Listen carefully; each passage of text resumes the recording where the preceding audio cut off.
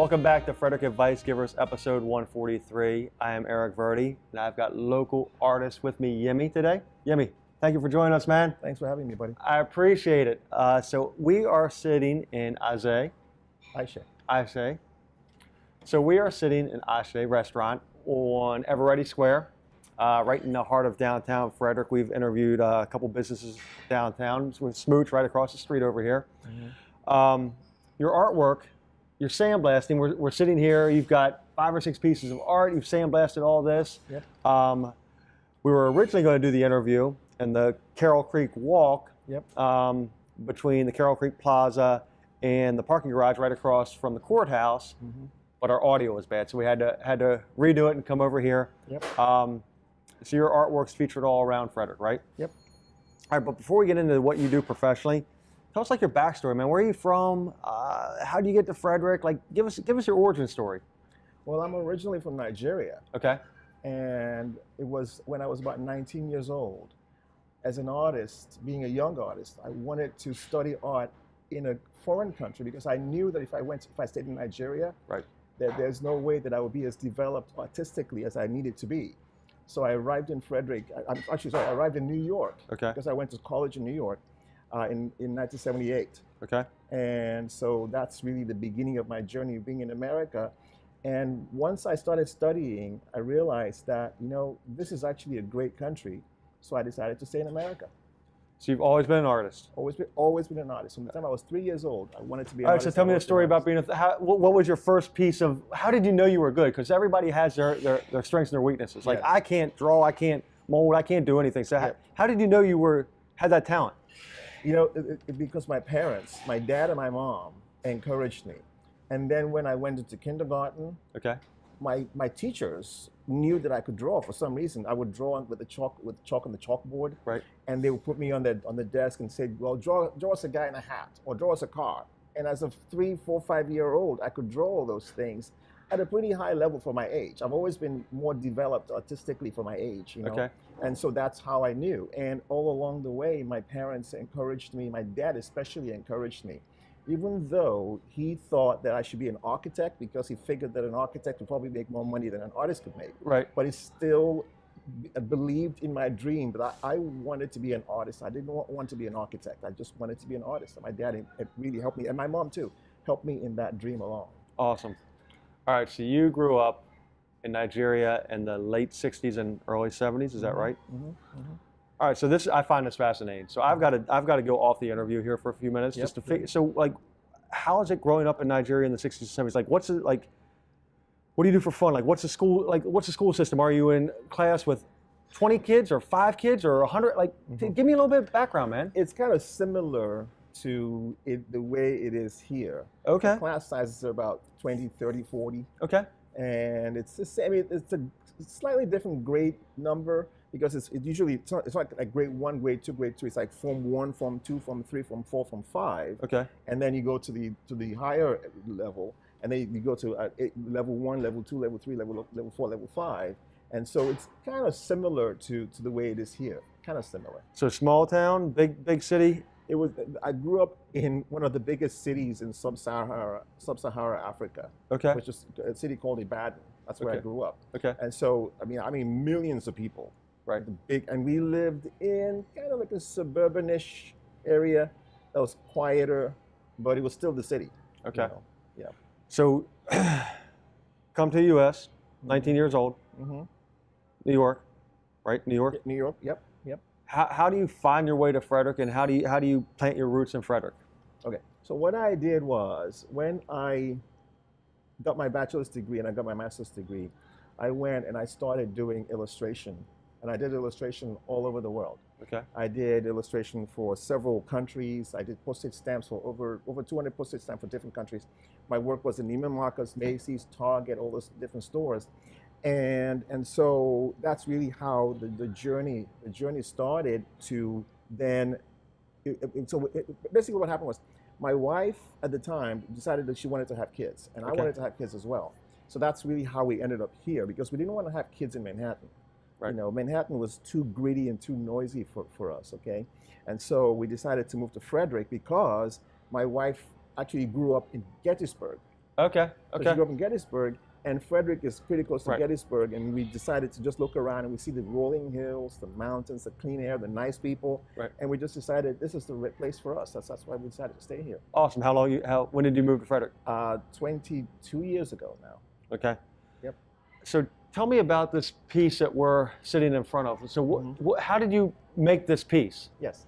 Okay, so this piece over here, it's actually the mom of the owner of the restaurant. Okay. Okay, her name is Aisha. Okay. And she's called Mama Aisha. And so the way this artwork was done was it's actually several step process. And the glass, it's a plate glass, but it's carved with sand. Okay. So we carve it with sand. And the sand comes out of a nozzle of about 40 pounds per square inch. And that's how this frost is achieved. And the clear part of the glass, that's also a technique that we use to create this interesting thing that's unusual. You don't see this too often. You know? So do you have a studio at your house, or where do you do this work? Well, I do. The way I do it is I have a studio at home. Okay. Where I do all the paintings, all the drawings, and then the production and everything else is done in different locations. Okay. So this way, because I prefer to live in a house with not lots of like work to do. Right. And so all that production is done outside, and I have 8 people that help us out to do this production, and so they do it at their locations, and then everything is all collected and then delivered to the customer. That's pretty cool. Yeah, I decided to do it that way because I didn't, I live up in the mountains, Right. where it's dark and peaceful. I didn't want to have a factory there, Right. where I live as well. I wanted to be able to say I went home. And I can draw at home, and I work many, many long hours. I work 12, 18 hours a day at home, but I have a studio at home. So I do my little thing in my little studio, and then all these production stuff is done elsewhere. Okay. Yeah. All right. So take it back to a personal level here. What's the last purchase that you splurged on for yourself or your son or your family or? People who know me would say that I'm a cheapskate. Yeah, me too. Because I don't really, the only thing that I splurge on is things to do with my work. So I might splurge on paying my employees, or splurge on buying some piece of equipment, or buying a computer. How about trips? Have you taken any trips recently? Okay, yes, that's true. Now, but I do go on trips. Okay, I do that maybe 3-4 times a year. I go to Chincoteague, or I go to the Outer Banks, just for like 3 or 4 or 5 days, and just a way to relax. Because I found when I lived in New York, one of the first year that I was out professionally after graduating was 1984. Okay. And in that 1984, I literally worked 7 days a week, all year long, pretty much. Okay. But by 1985, so remember, this was my first year working professionally. But then in 1985, I burned out. Okay, and so then, and I literally almost could not work in 1985 because I was so burned out. I didn't feel like working, And then I realized that, okay, wait a minute, what I need to do is actually to rest in intervals. I can work really hard, but I need to rest in intervals so that this way I won't be burned out. You recharge throughout the year. You need to recharge. So so I agree with you. That's the only thing I splurge on. Absolutely true. I love it. Yeah, being a business owner myself, I don't know the last day that I was in Frederick that I wasn't working. So yes, I've got to go outside. My wife and I took a trip to Italy this past fall and did a Mediterranean cruise, and that was nice. Yeah, that was. So we got to recharge, but since then it's been every day. But it's you need those breaks. You've got to mentally recharge or you burn out. Absolutely do. So what hobby or interest? And this is work. This is work. This is what you do. Yeah. So what hobby or interest could you do that you do in your spare time? So now, because I enjoy what I do so immensely, and I literally do, I mean, I work on sometimes 40 and 50 projects at the same time. Okay. And I've been doing that for years, okay? In fact, if I'm only working on, say, 10 projects at one time, I don't feel busy because it's like it's not enough to do. I almost need too much for me to feel like I need to, and so really that's what I really enjoy doing. Now, when I have my free time, what I do is I read the news, or one of the things I love doing the most is studying and learning about what I don't know. And when I say what I don't know, I mean literally everything. It could be like nuclear physics or languages or whatever. So anything I don't know, in my free time, I want to know it. Okay. And so I know a lot. I know a little bit about a lot. Right. So I don't know a lot about a lot. I know a little bit about a lot of things. So that's why I can have a conversation with almost anybody, because I know a little bit about a lot of things. So you're not a starving artist. No. Thankfully. How did you? So many artists are, correct? How did you grow your brand and grow your business? See, let me go back to New York. Okay. Okay. And actually, let me go back before that. Let me go back to my dad and my mom. Okay. My dad and my mom were both independent business people. Okay. My dad was a tailor, and my mom was a tailor as well. Okay. My dad made custom men's suits, and my mom made wedding dresses and other such things. So I learned from their example really how not to starve. Okay. Now, it was never like, gangbusters and everything is gangbusters and we're flying. Well, you jets had and stuff like that. nine siblings, right? Yeah, nice, exactly. Nine siblings. And the one thing that I did that I would advise any artist or really anybody doing any kind of work to do is this: be flexible, okay, and know how to learn how to juggle. If you learn how to juggle several things at once, you will be able to sustain yourself. Because when I lived in New York, and I would get a call from an art director saying, "Hey, Yemi," the first thing they would ask me is, "Hey, Yemi, are you busy?" That's the first thing literally every single one would ask me, "Are you busy?" And most artists would say, "Oh my gosh, I'm so busy right now. I'm working on this one project and I got to finish it." And then the art director would just put the phone down, move on to the next guy. Because he doesn't want somebody that can't handle, being busier. Right. And what I would always say to my art director friends is, "You know what? I'm not too busy for you." Right. And so I would work on 10, 20, 30 projects at one time. And the way that I look at it is, you're trying to get like 20 rocks up a mountain. Right. You have big size 20-pound rocks. You have 20 of them. And you try to get them up a mountain. How do you do it? Well, you move this a little bit, move that a little bit, move this a little bit, and you go back. You move this a little bit, that a little bit, this a little bit, because you know what your deadlines are. So you know what the deadlines are for each one. So you keep moving those rocks up the hill. And now, if you call me up and say, "You know what, I need my rock to be moved up today," well, okay, fine. I'll focus on moving your rock. I'll move it up. But then I'll go back and I'll move this, and move this, and then move this, and then move that, and just keep moving it that way. And that way, you pretty much, you're done. 5 projects are done. 5 projects are done. You got 5 more. 6 are done. You got 6 more. So that's how I keep moving everything forward. And that's the key to not be a starving artist. Is you need to do many things at the same time. I love that analogy. That's a really good analogy. Thank you. Thank you. So in my profession, how I make my money is in real estate. So many real estate agents, they have the highs and the lows, right? They have pretty much like you're just saying. They get a transaction, they manage that transaction, but they forget to move.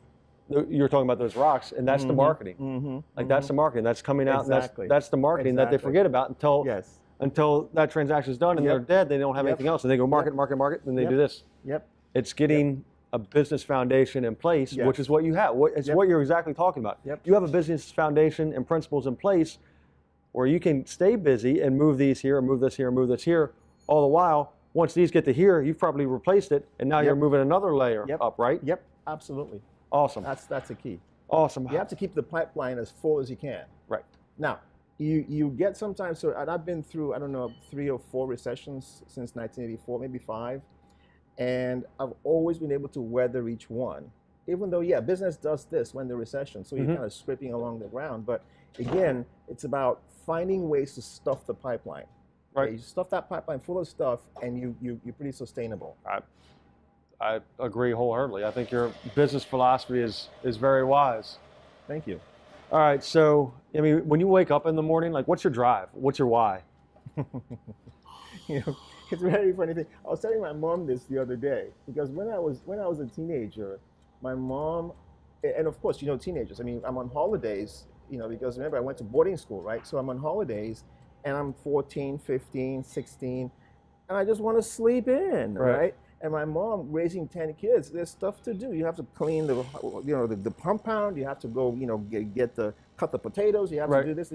And I just didn't want to do any of that. I just wanted to sleep in. And my mom would say, "Yemi," literally in the top of her lungs. She said, "Yemi, don't be lazy." I'm sleeping. And of course I hear my mom because I'm in my bedroom, right? Right.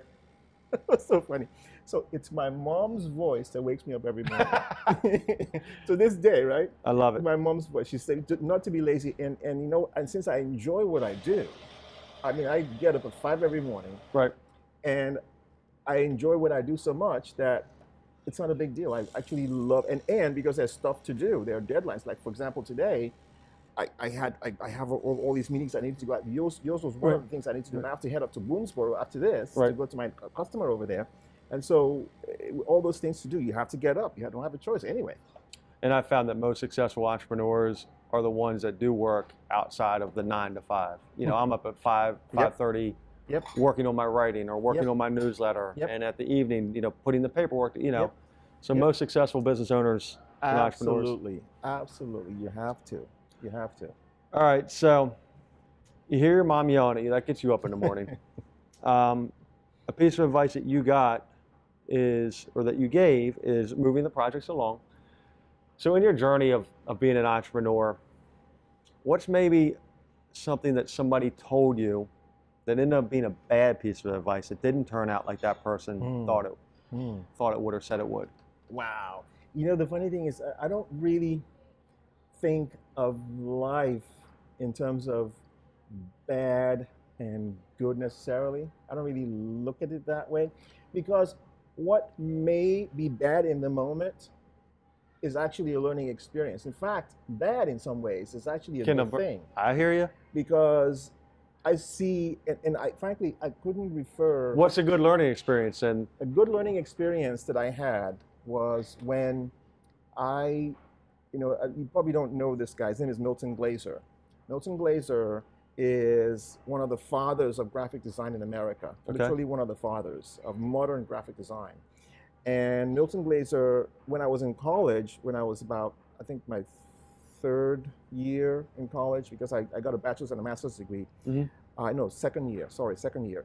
I pestered my advisor to get me an internship at Milton Glaser. Okay, and so I pushed for weeks. I bothered her for weeks, and she just finally gave up and said, "Oh, fine, you can do it." So I did it, and all I did and of course, being a young kid, right? I'm thinking, hey, you know what? I'm this hotshot artist, because of course, you know that teenagers think that they're the best, right, at everything. Okay, well, I thought I was the best. Okay, so I'm walking in there like, here, Milton Glaser, and I'm going to go in there and I'm going to show them how it's done, right?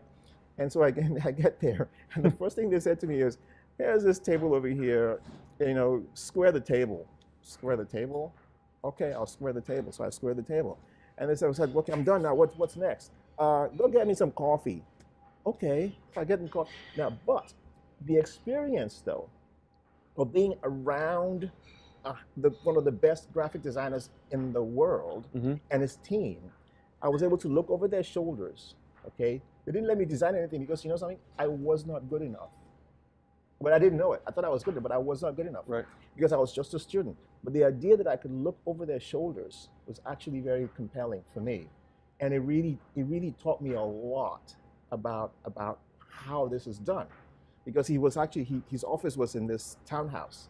And like old New York style townhouses, like 4 stories, and each floor had like designers in it with tables, rows of tables, and Milton Glaser was the top floor.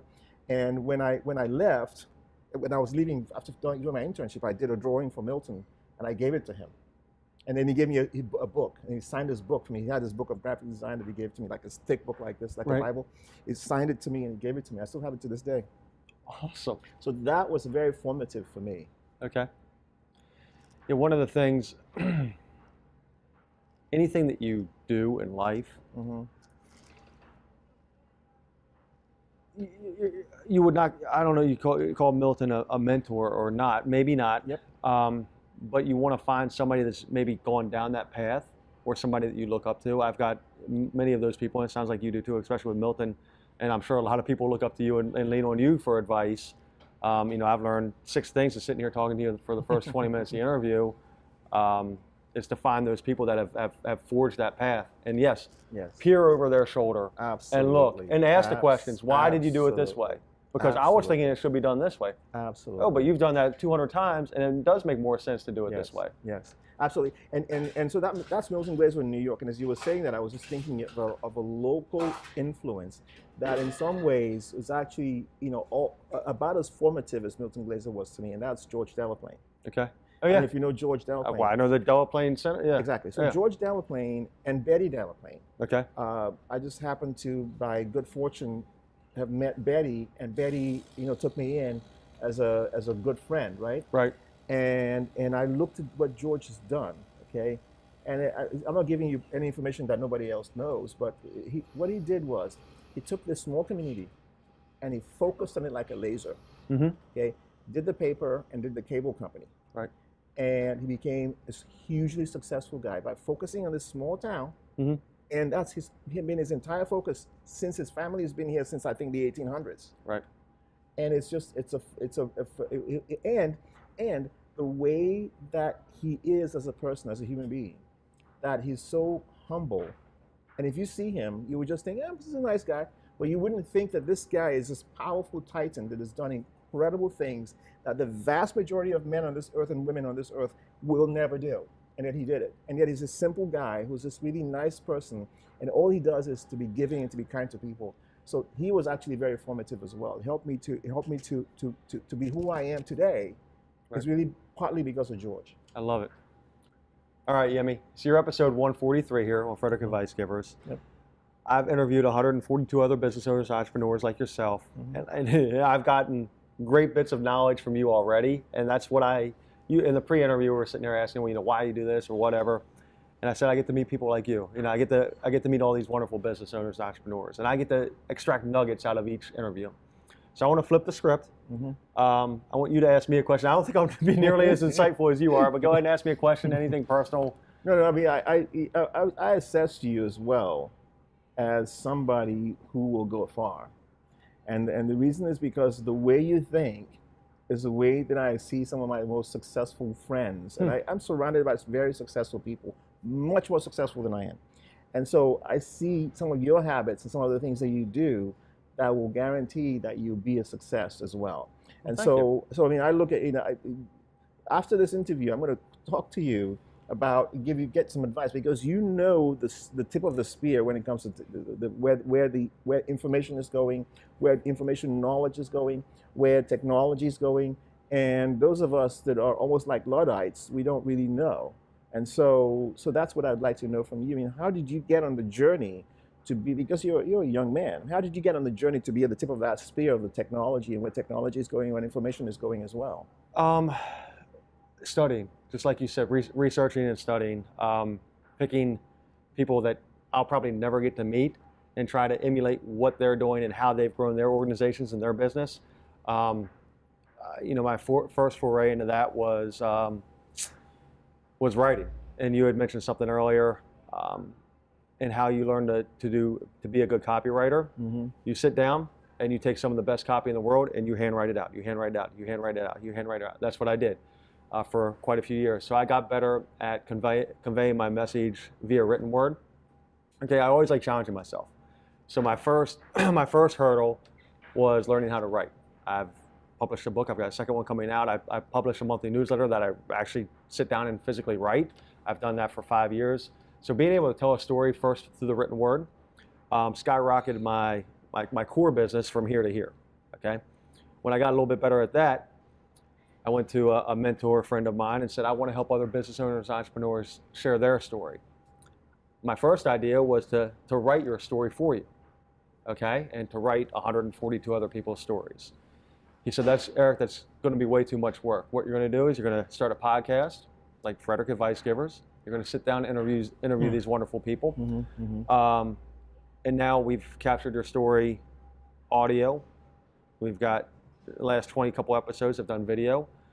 I've got writers that can extract writings from your interview. For a while, we did a magazine called Frederick Advice Givers, also a magazine. I found value in that, but we're going to be rolling out a marketing services for interviewees and for guests of Frederick Advice Givers, all based on story. Now you can take this interview that we just did, and before you go meet with a art show before you go meet with a potential client, they get to meet Yemi. Not just your artwork and all your beautiful artwork. Yes, that stands on itself and by itself. But when they can hear your story about moving here from Nigeria and living in New York at the age of 19 and studying behind some of the greatest people, they know Yemi as a person now. So what I'm trying to do is connect people through the power of story. You don't even know about this yet, but we also have an organization here in Frederick called the Impact Club. Over the last, we were about to have our next meeting May 15th, and this will have aired right after that. We've donated, Impact Club has donated over $113,000 to 5 local charities. We have over 240 members. Each member donates $100 a quarter to a winning charity. So we bring 3 charities in each quarter. And there's a whole backstory to it, but long story short, we bring 3 charities in each quarter. They get to present to our membership just a 5-minute story. Our members vote on the charity they want to receive that quarter's donation. Wow. And we've donated, like I said, over $113,000. So, wow. So that's the philanthropy aspect of what we do. So not only do I have my personal business, I have a business trying to help other business owners, and then we have a philanthropy arm trying to help phenomenal people in Frederick. Wow. Now, why did you decide to construct it that way, to have the philanthropy part of it as well? Because, I've been in Frederick my entire life, 42 years, okay? My grandfather bought a farm in 1957 down where we live, 150 acres. He was a dentist, moved up here, brought my dad and his 2 sisters, my grandfather's three kids up here. And we kind of all grew up in Frederick. And Frederick's been a wonderful community. So, Frederick's given so much to me and my family and my cousins and my parents and my aunts, my uncles and my grandfather, and it's kind of my way to try to give back to Frederick. I love Frederick. Everybody says, when you're growing up, everybody says, "Oh, I want to get out of here." Frederick's a piece of shit town or whatever. Yes. The grass is always greener. But it's surprising how many people I went to high school with are back in Frederick now, because Frederick's a pretty cool place. I mean, you've traveled all over the world. Absolutely. You know how cool Frederick is. Absolutely. So yeah, that's kind of my way to give back. And the whole premise behind the Impact Club is, you might have $100 a quarter, but you don't think that $100 is going to make an impact on somebody, right? But when you combine your $100 with 230 other people, wow! Now you're $23,000. Yeah. And that's a huge impact. Absolutely. On a local nonprofit, a huge impact. All right, so that's wonderful. Let me get back to you. Okay, that's enough about me. This is your interview. Let me get back to you. So, where do you see yourself in the next 3 years and then 10 years? Obviously I see you being more going towards a mentor. Well, definitely. That is something that it's always been in the back of my spirit, like to help people, to help kids who have potential, to help them to realize their potential. And that's something that I definitely will do. In the next couple of years, I see myself working on a couple of projects that will have significant world impact. Okay. And that's what I see doing, and then after that, just doing more of that. Because just to go back to George Delpin, George is, I think, 94 this year. Okay. He still swims, I think, 4 or 5 times a week. Okay. And he still works. He comes to work. Okay. And I know the reason why, because he's always worked. He cannot be. He's not one of those people that can just sit and just put his feet up on the desk and just relax. He's not one of those people. Right. And I don't see myself that way either. I see myself the same way I see George. Importantly, because what I do, the amount of effort that it takes to do what I do is just this. That's the amount of effort it takes. And my brain, right? That's it. Now, if I had to dig a ditch, definitely I'd want to retire, like at 50, okay? But I don't dig a ditch. I do this, and I enjoy doing it. Picasso worked till he was in his, I think, 80s or 90s. And it's the same thing, because all he has to do is this. That's it. And because I enjoy doing it, I just see myself doing it forever. But you said something important there. It keeps your brain young, keeps it busy. right? Yep. You're always Yep. thinking about your next project. Absolutely. Or how can I produce this better? Absolutely. And that's the thing too. I mean, those 20 stones that I was talking about, Right. you know, it's not just, well, I'm waiting at home and I'm doing this and I'm waiting for somebody to call me. I'm actually, you know, proactively seeking opportunities, proactively doing things that will have an impact on the community, proactively coming up with gift ideas or new towns, or so proactively, I'm constantly proactively going out. Right. And that's really one of the ways to keep the pipeline full, is you have to do that. Correct. I love it. Final thoughts, like how would our listeners see your artwork? Where would they go if they want, if we have many business owners and entrepreneurs that listen to our show and watch our show, if they wanted work like this done for them, how would they get a hold of you? I mean, Well, the easiest way to get a hold of me is probably if you go to my website. okay. It's yemiartist.com. YEMI. YEMI, artists, like artists.com. Okay. And you can get all my information. You get my email address, my phone number. I answer my phone call all the time, phone all the time. And, you know, so that's really the easiest and fastest way. I'm also on Facebook. Okay. As Yemi. I think I'm also on. See, I'm a Luddite, right? Right. I'm also on what is that thing called? Instagram. Instagram. The pictures? Yeah, Yeah, the Instagram and a couple of other things like that. But Facebook and my website are probably the most trafficked of all the things that I do. And you're known just as Yemi. Exactly. Like Prince and like Cher and like Madonna. You're just Yemi. Just right? Yemi. And the reason really is because my last name, my father's name, is hard for Americans to pronounce. Okay. And so it's Fagbohun, but if you see it on paper, you would think, how do you pronounce that, right? And so that's why I learned early on when I came to college that my teachers couldn't pronounce my name. So I called my dad and I said, Dad, nobody can pronounce our name. So do you mind if I just use Yemi? And he said, fine. So I started using Yemi. I love it. Listeners, viewers, I hope you enjoyed Yemi's interview as much as I did on Frederick Advice Givers, episode 143. And we are out.